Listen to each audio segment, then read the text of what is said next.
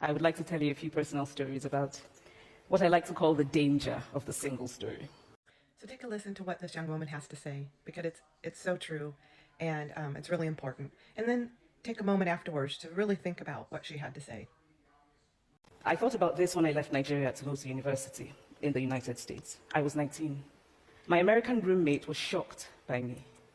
She asked where I had learned to speak English so well and was confused when I said that Nigeria happened to have English as its official language. Didn't our current president speak to someone and said, you speak so good English, and then found out that, that's English is their language. So it really does. Keep listening. She asked if she could listen to what she called my tribal music, and was consequently very disappointed when I produced my tape of Mariah Carey. So after I had spent some years in the US as an African, I began to understand my roommate's response to me. If I had not grown up in Nigeria, and if all I knew about Africa were from popular images, I too would think that Africa was a place of beautiful landscapes, beautiful animals, and incomprehensible people fighting senseless wars, dying of poverty and AIDS, unable to speak for themselves, and waiting to be saved by a kind white foreigner. So that is how to create a single story. Show a people as one thing, as only one thing, over and over again, and that is what they become.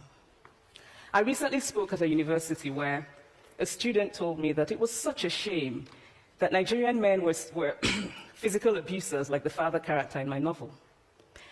I told him that I had just read a novel called American Psycho, and that it was such a shame that young Americans were serial murderers.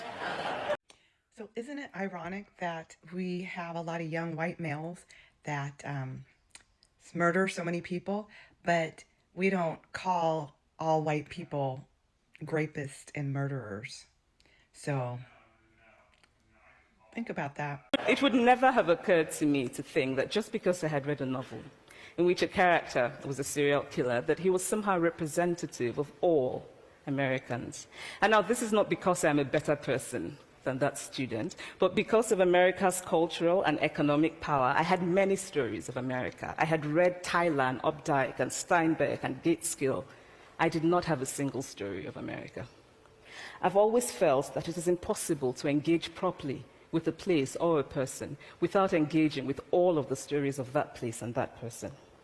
The consequence of the single story is this: it robs people of dignity. It makes our recognition of our equal humanity difficult. It emphasizes how we are different rather than how we are similar. Stories matter. Many stories matter. Stories have been used to dispossess and to malign, but stories can also be used to empower and to humanize. Stories can break the dignity of a people, but stories can also repair that broken dignity.